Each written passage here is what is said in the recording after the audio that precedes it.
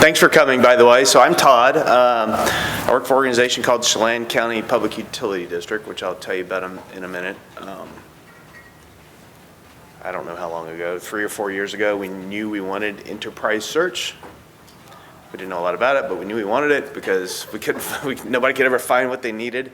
But since we're a public utility, we had to go through a long competitive procurement process to find somebody who could help us out, and that's what led us to Zane here. Yeah.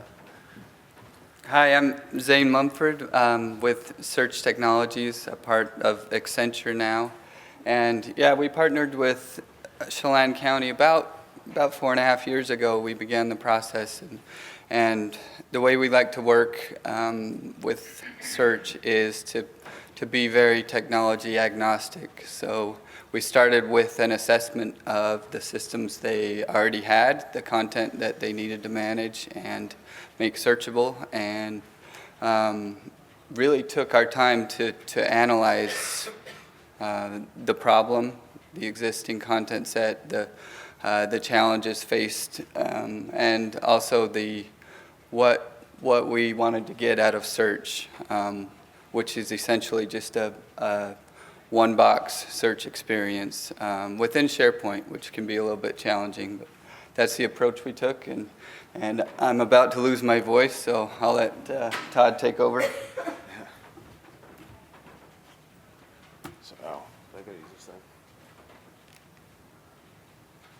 There we go. So here's what I plan to cover. I'll just give you some quick background so you kind of understand what our need for search was, or is even still today, how we approach designing and developing it. And we followed kind of an agile approach because we found out, this out-of-the-box SharePoint combined with their technology, you really can just kind of start small and just keep building and layering on features and functions. So we found that very useful. And then we'll just dive right in the demo. So hopefully I'll get through these first 3 things in about 10 minutes or so we can go to the demo. So a little bit about Chelan PUD. We're a public utility. That's one of our dam facilities. It's very big. I don't know if you can tell from this picture, but there are roughly 20 hydroelectric turbines in there. The town kind of starts, small town called Wenatchee, Washington, in the middle of Washington State. You kind of see it starting up there in the left-hand corner. It's the second largest non-federally public-owned hydroelectric utility in the United States. So if you throw enough qualifiers on anything, you can be big or really good at something if you want to. But our power is really cheap. We rely on a lot of knowledge workers to be very highly efficient. Our power prices are about 3 cents a kilowatt hour, which I think is probably 4 to 5 times less than anywhere else. So we rely on a small staff of engineers, project managers, mechanics, other crafts that rely heavily on information so they can be efficient and get a lot of work done with fewer resources. And traditionally, we're also an older workforce, so traditionally all the knowledge is maintained by experts. It's data that's in people's heads, and as we transition and start hiring newer staff who are going to work there the next 20 years, but it's pretty important that they're able to find the information they need. Sorry. So as I mentioned, the facilities are large. You can kind of see there's people standing there. So there's people standing on that, whatever that is a turbine. And so they're about to pull this out of the ground so they can work on it. So there are a large number of assets. That's what all these labels are in a turbine. I don't really know how big that is, but it's very large. It'll get pulled out by that crane, and it'll take up a large portion of that inside that facility there.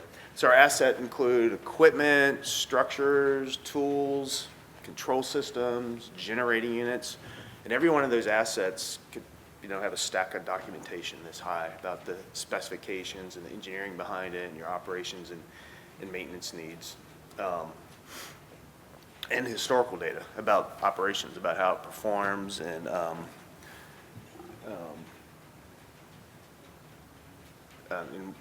the feedback we get from our machine systems about wear and tear on the system, so we can help identify when we need maintenance.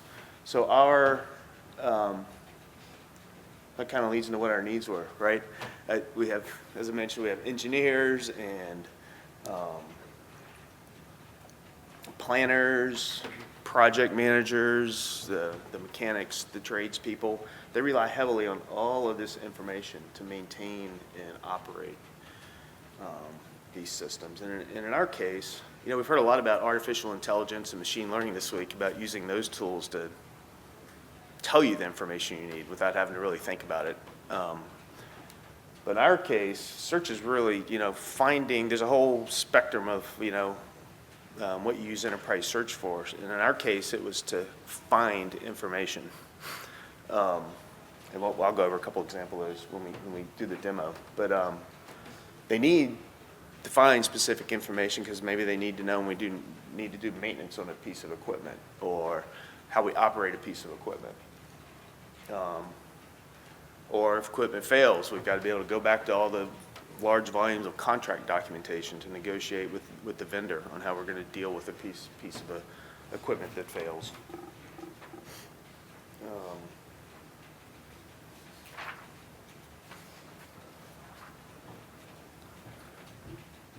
We have, so our information is spread out all over the place. I'm sure everybody recognizes this, you know, file share folders or folders on people's drives that go down multiple levels. You know, so somebody, in this case here, you know, here's a set of pictures that show how we assembled a particular turbine that I'm sure somebody needs, but that's next to impossible to find when it's buried way down there in our file shares. So I think we have roughly 5 million documents or so spread across our file shares.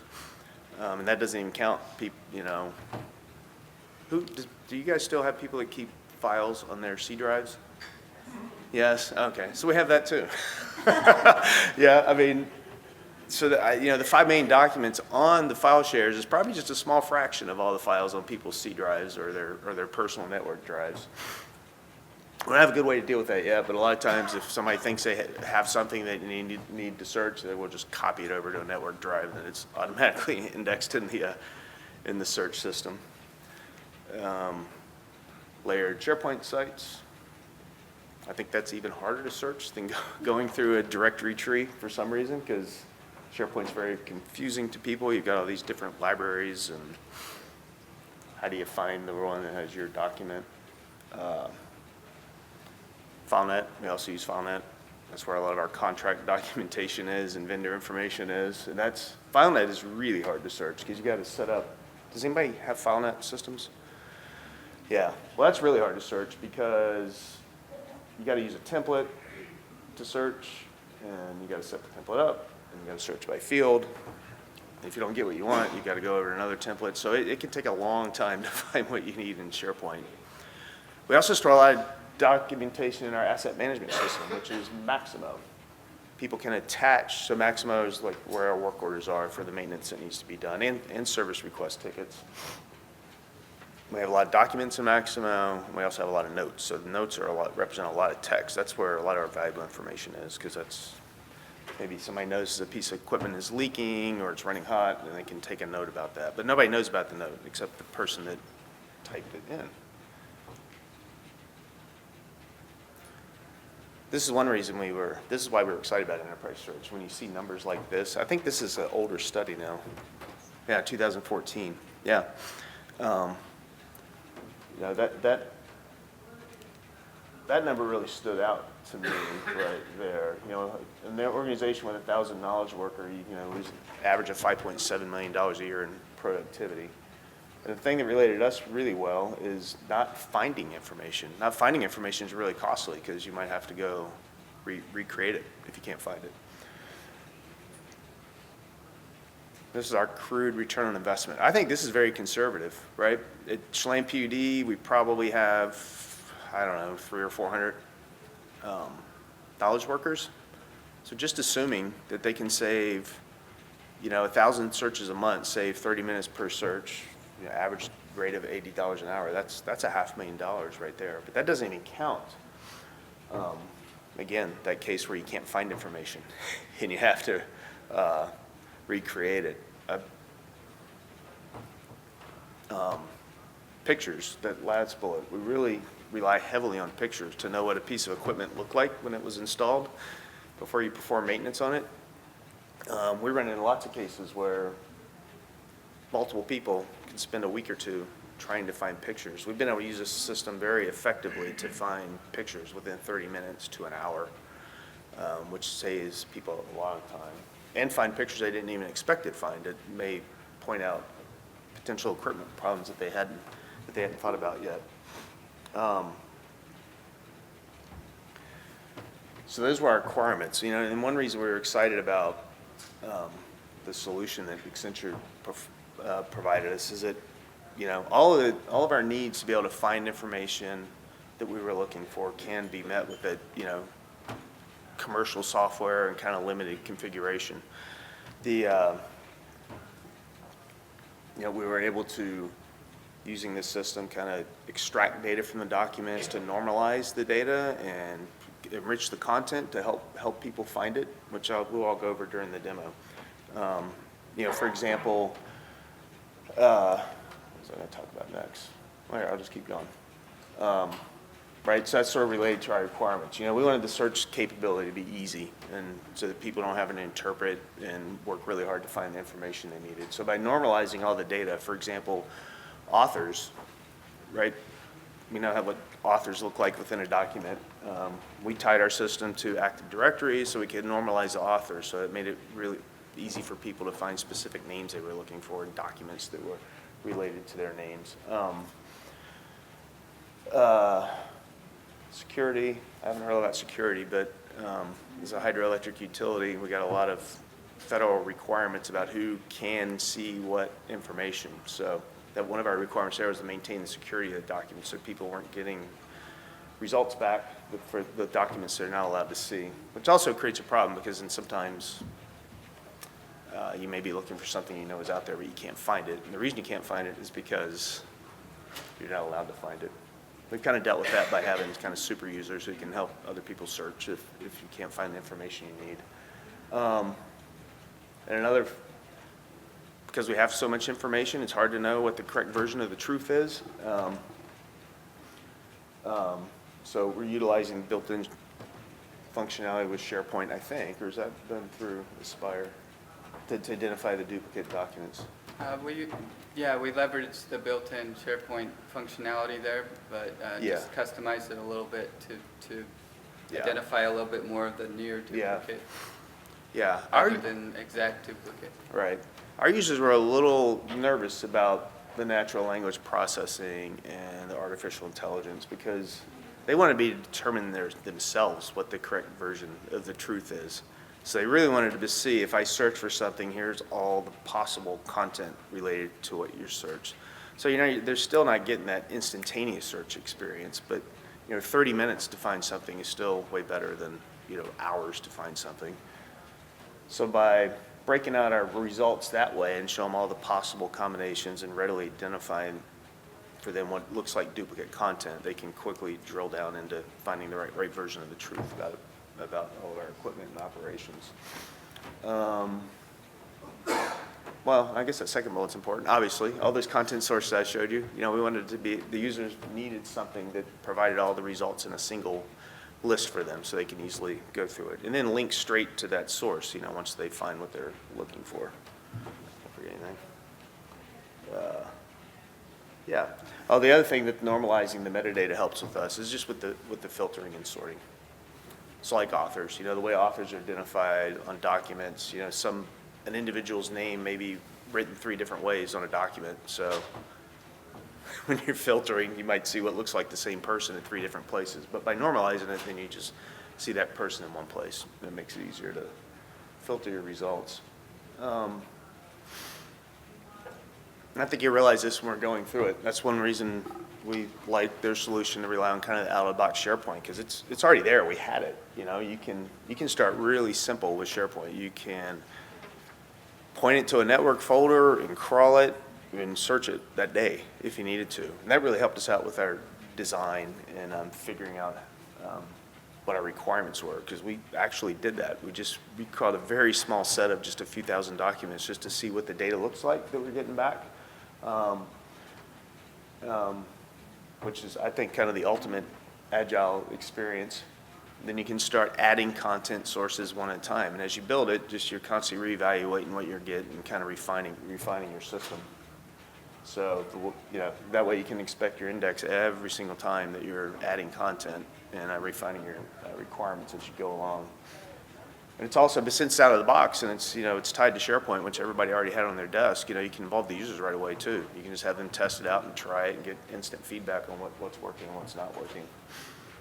And the last step we kind of follow. Then once you have your content in there, then you can start experiment with the entity extraction and the content enrichment.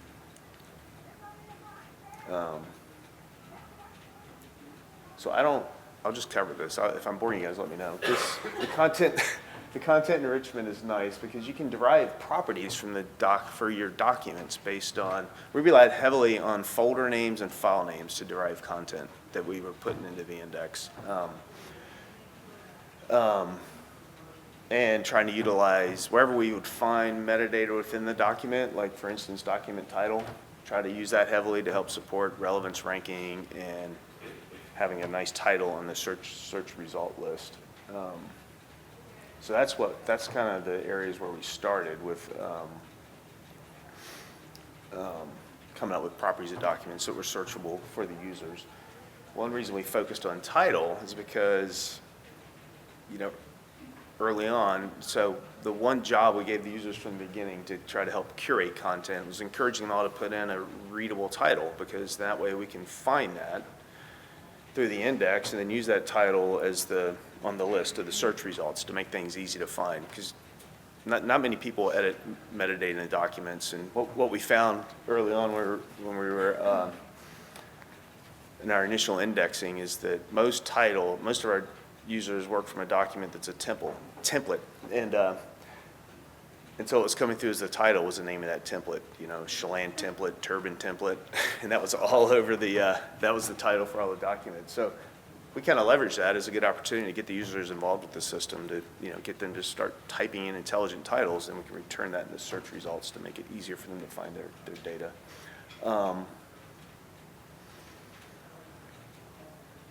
So let me back up a second. The content, so in SharePoint you have to use their web service to call out to something else to enrich the content. That's where the Spire came in handy for us. So these, and also pull in additional content sources. So we relied on this Accenture's system called Spire. So we can pull in database content as well. So you can pull in content from external sources. You can also use that external sources to help, tag your results. And you'll see that in the demo, right? So we can tag our Maximo content results with the work order number. That way, if you find what you want, you can bounce out into the asset management system and find that work order number directly. And the last thing is we relied pretty heavily on patterns to kind of normalize and index those things you see down there. Every organization has your own language, what you call things, acronyms you use. So we relied heavily on that to identify our facility names, location names, and types of documents.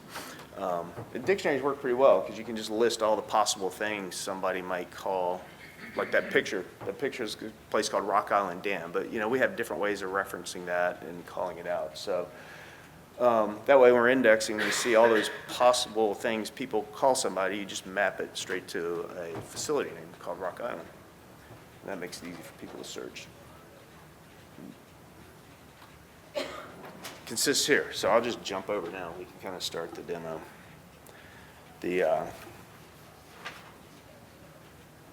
All right, we wanted to rely pretty heavily on visual cues to help the user out, which is another nice thing about SharePoint. I think they have a nice, let's see, where am I going? They have a nice search results list. Go back to the beginning. They have a nice search results list that gives the users a lot of good visual cues to help them to kind of zero in on what they want to find quickly. Here, I'm going to do an icebreaker here. So I showed you all our use cases, but the other nice thing about this is that users are creative. They'll come up with all kinds of use cases and things they can figure out on their own once you give them this single search interface. Our cybersecurity lead when I met with him to show him the system, because he inspected the Cura, he said, do me a favor, type in password. So yeah, I typed in password. We got these list of documents where we had system passwords that were, you could even see it in the hit highlighting, right? Well, there's one, no, I'm gonna have to show them this. There's a password and a username. So you gotta be careful what you wish for. What's that? I know, yeah. I couldn't believe he told me to do that because I just hadn't even thought of it. So, he's like, send me that list. I'm gonna try, yeah, I'm gonna track down everybody. Oh, man, he obviously hasn't been using it. That's not good. Yeah. So we have not told our auditors about this system, because then they might, find a lot of things you don't want them to find. But I'll search for here. Oh, so our facility is on the, it's on the Columbia River. So Wenatchee's in the middle of Washington State on the Columbia River.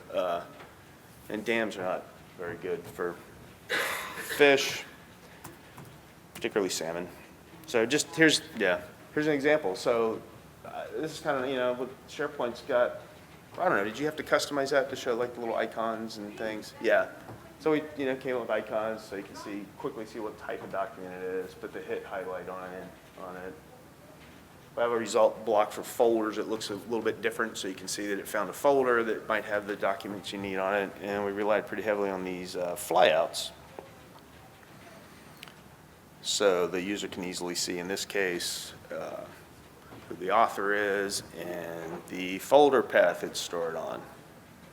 So this was, can you explain the folder path? We had to do a customization to come with that folder path, right? Yeah, so we did some customization here to break out the path for any files that were crawled via the file system content sources in SharePoint, and then allow you to drill into any individual level up to and including that document itself. So I don't know if you want to Oh yeah, sure.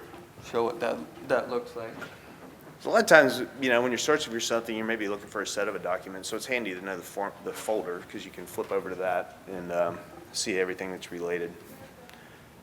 This looks like a bunch of pictures. Right, you found something that's almost what you were looking for, but if you can go to where that document lives, maybe you can find that thing you were targeting. Yeah. This is, I think this feature is really good, because this really helps with curating the content, right? So records managers and engineers, this is really useful for making sure they're getting the right version of the truth, and also help them clean up documents. So see, there's a bad title. There's probably, they used an existing Word document that had the word report in the title. So this is nice too. They can find their documents. It also helps them curate documents and go, oh, let me open this document up and give it a good title, so it's easy to find the next time.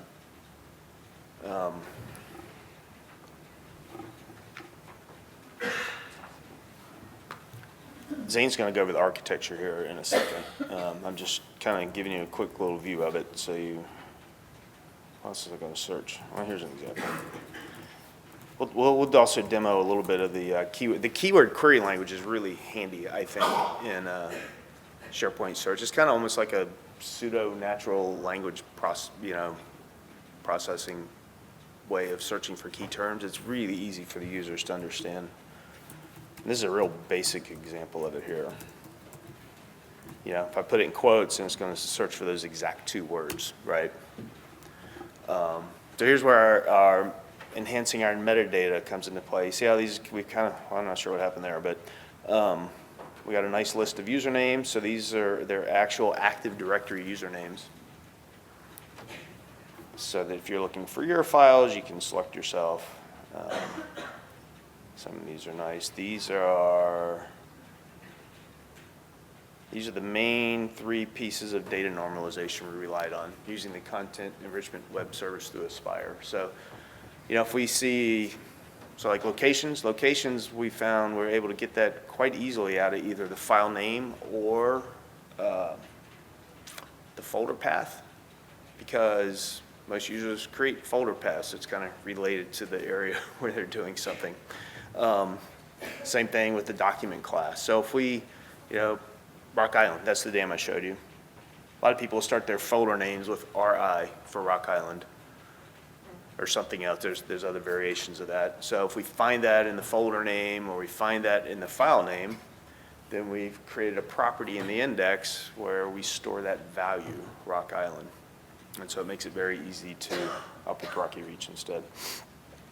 Makes it very easy to help them kind of narrow down. You could still search for something that contained Rock Island with the keyword query language, but this is more a quicker way to kind of narrow in on stuff. And the same thing down here with function and document class. We relied heavily on file paths and file names to try to identify what type of document it is and let the user know. I don't know if that's artificial intelligence, but I guess that's more of a rule. Which I think illustrates, this is a great foundation if you want to do anything that's more technologically advanced, because this is a really good, easy way to start to help you understanding your content before you decide what else you'd like to do. This is an example. Surge tank is, it's a tank that keeps our powerhouses from blowing up. And so they're very important. And we have to repair them occasionally. This is a good example of where I had a project manager and engineer that had spent, where are my file types? Right here they are. That's not good. Let's start over. Spent 2 weeks trying to find pictures and could not find anything. So I went and met with them. We searched for this. We selected image. Images are obviously easy to categorize because you just use the file extension. But yeah, one thing we're going to work on this year is or maybe next year, work on trying to get some thumbnails built into this. But even without the thumbnails, it's, pictures are largely just dumped on a folder somewhere. So if I get really close to this, I can, that's right. So, sorry, this is one of the other content source we integrated. SharePoint search is kind of the out of the box on your internet, doesn't work very well. So this is one of our SharePoint search libraries, this OMI library. And, by categorizing and organizing your content the way you want it, it makes it a lot easier to search SharePoint as well. So here we have the flyout set to take you straight to that library if you want to find the tank. We'll come in and show you here. What's time is it? Oh, are we right? What did you get? Oh, okay. All right. So Zane was going to describe the architecture to you a little bit, and then we can show you some of the architecture. How do I get down to that?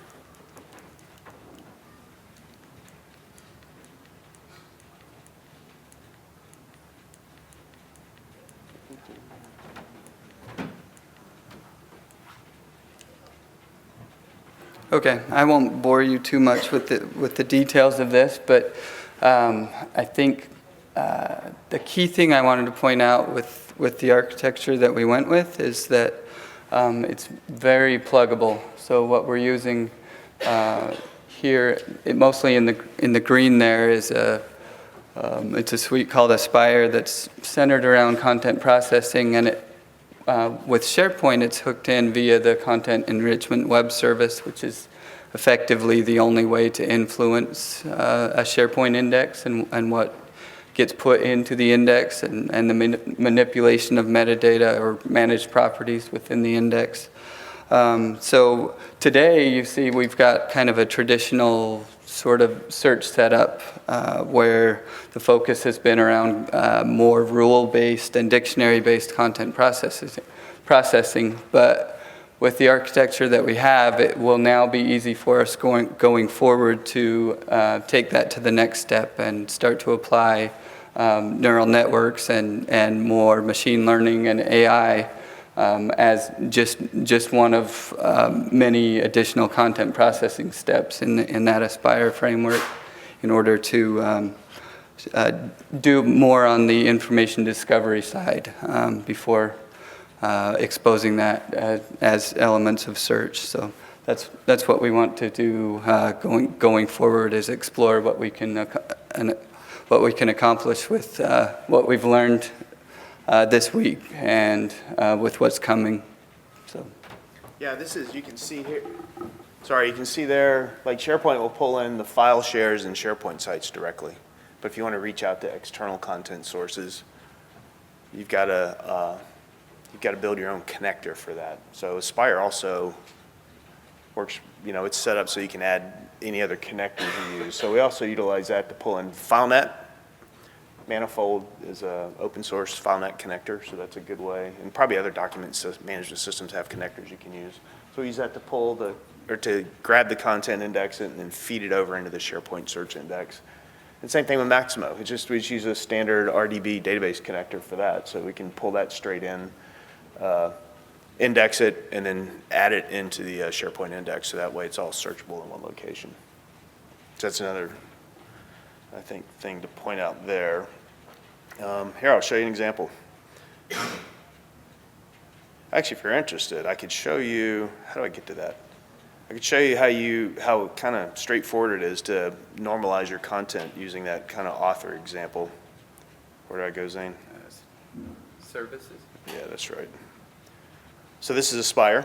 So SharePoint, so again, if you want to enrich or normalize your content, you feed it all through that SharePoint's web service there. That's what CEWS is. I think what does it stand for? Content Enrichment Web Service, yep. So as SharePoint's crawling and it's finding an item, passes it to Aspire through that Content Enrichment Web Service. And once it reaches, I don't know why it always says that. Once it reaches that content enrichment. The workflow tab. Oh, where's that? Oh, sorry. That's why we hired Accenture. Author, here we go. So it relies on Groovy scripting, right? So here's like a bit, so it's pretty, the developer could, I think, figure this out pretty easily, unlike me. But, so this is where we use to connect to our LDAP, or Active Directory server, pass it in the names we're finding, and try to match it up with somebody in Active Directory. And then match it up with somebody in Active Directory, send that value back to the index in one of the managed properties. So managed property is in the index. SharePoint, you can create your own properties in the index.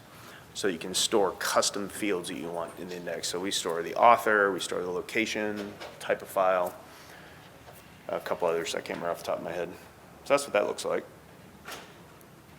And you just, you write your code, you just paste it right in here in Aspire, which is kind of nice. What else was I going to show? Here, I'll show you some examples. Yeah, okay. Yeah, let me show you an example of the keyword query language here. So this is a really good, anything that's capitalized is I don't know, that's like a search, an operator? Yeah, operator, thank you. This is my favorite example.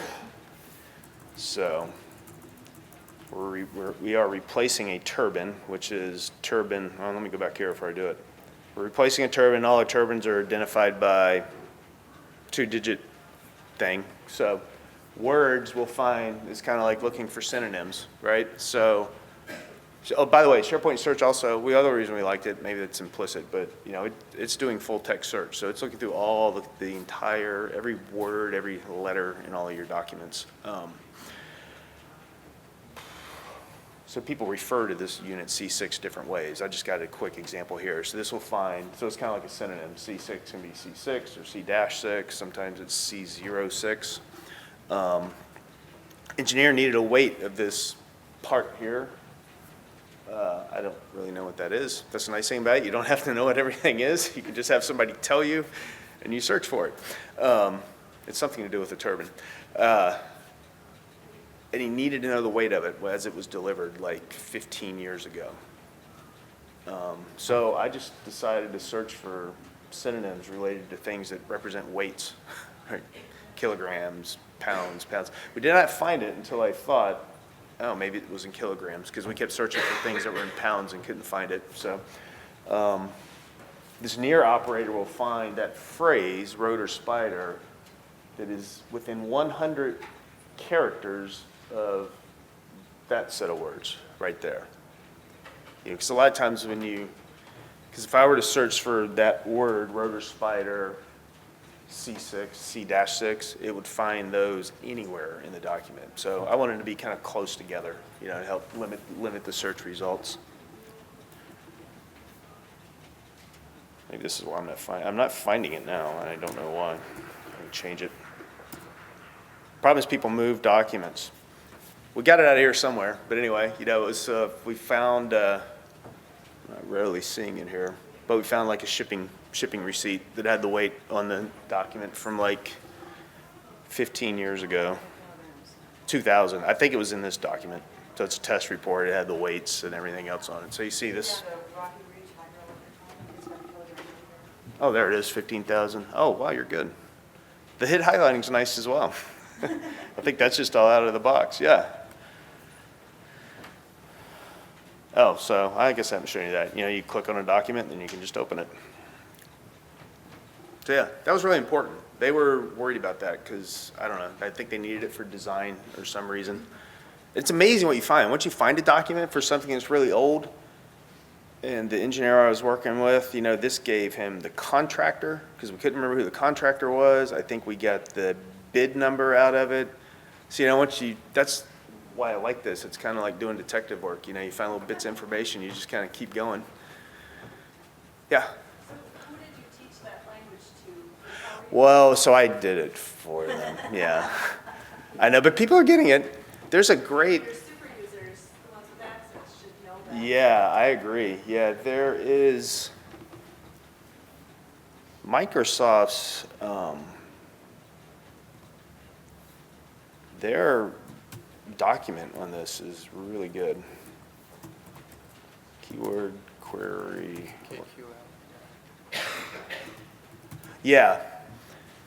Yeah, I still, Joe here, who raised your hand? Yep, Joe's in the engineering department at Chelan. Yeah, so you know, we just preferred the hands-on training approach, you know, just sitting with people and helping them find stuff. Yeah, that's right, yeah. This syntax reference here is really good. I mean, you know, people are capable. I just give them this. It's got this, the Microsoft resource. I mean, it's a great resource for how to use that keyword query language. It's like 2 pages long.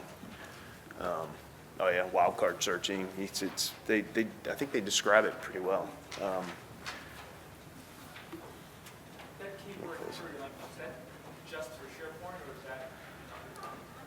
I think it's That's just That's a SharePoint specific thing. Built in, you don't have to like. Correct. Yeah. Don't have to do anything extra for that. Yeah. Yeah. Now, when we're searching, let me show you another example. This is so that's kind of an example of finding a document that had relevant information. This is an example. I didn't even know what this is either. Somebody told me they were looking for. Yeah. Whoops. Oh, I can just type that. What is a FICNet, Joe? You don't know either? This person didn't know either. They're like, but I need the testing results, right? You know, some words are so specific that, you know, it's some engineer's been there 30 years, uses that word, and nobody knows what it means. And I knew they were looking for calibration records, so then I picked spreadsheets, and somewhere in here we found the calibration records out of it. So it works really well with spreadsheets too. I've even like put, you know, they're looking for certain type of numbers and right, search for that certain type of numbers and you can usually find your spreadsheet pretty quick. One thing we haven't taken much advantage of is numbers yet, but I hope to do that next because you can, with regular, in the content enrichment, you can rely on regular expressions to identify certain types of numbers, like say contract numbers. So we have a specific form for a specific set of digits we use, alphanumeric characters for contract numbers, but we could write a regular expression for that and identify contracts really easy and store that as a managed property called contract numbers, right? And that way we could save contract numbers in the index to make it really easy for people to look for. I think that's another good example. What was I going to do here? Oh, another thing we're going to work on, since this is full, I've given you the pictures examples quite a bit, but there aren't pictures, we just are identifying that as a picture. You know, there's no other really information about the picture. But to Aspire, you can create, using that Groovy scripting, you can call out to a service that would OCR the pictures and pull the text off the pictures. That's what we're going to do next. And that way you've got the text on the pictures stored in the index, and the search power behind those are a lot better. But anyway, so I think I'm running out of time. On my speaker page is my LinkedIn profile, Zane's, if you have any questions. I'm a public utility, so I can really share anything with you, which is kind of nice. We like doing that. You know, if you have any questions about what we're thinking or want to know more about how it worked, we'll be down there at the Accenture booth for a little while. Anyway, hope you enjoyed the presentation. And how much we got? Do we have 10 minutes left? How much time do we have left? Do we have 10 minutes left? Nope, 3 minutes. 3 minutes left. Oh, okay. There's one more thing I wanted to show you. I can't remember what it was. Maximo content. Oh, yeah, let's show you Maximo content. Dang. So just an example of, Yeah. of what an external, like completely non-SharePoint content source looks like Yeah. in this solution. So Oh, here. just open it up. I'm to just going to search for pump. just drill into one. Yeah. So we're indexing the Maximo work note. So that's the note on the work order. So maybe mechanic gets a work order to go repair a piece of equipment. So that's where he keeps his note for repairing that piece of equipment. We also, Maximo also stores all your assets. So we also keep track of the asset notes. I wouldn't really know what I was searching for, but we could have a more sophisticated search to drill down into your work notes. So yeah, Zane made a custom result block there. So just shows a nice Maximo icon there, but also shows some managed metadata that's very specific to the Maximo system. So the work order number, the asset number, a project number, if there is one associated. Yeah. Just kind of streamlined though, and in the same result list with the rest of the content. Yeah, obviously, so the hit highlighting here is a portion of the work note. That obviously wasn't much of a work note right there. But then the user can, a lot of times they're just trying to find the work order or the asset. So again, these search result blocks are really handy because you can take advantage of that to go straight to the source of the record once you find it. So that's going to pull up Maximo, and you can go straight to that work order.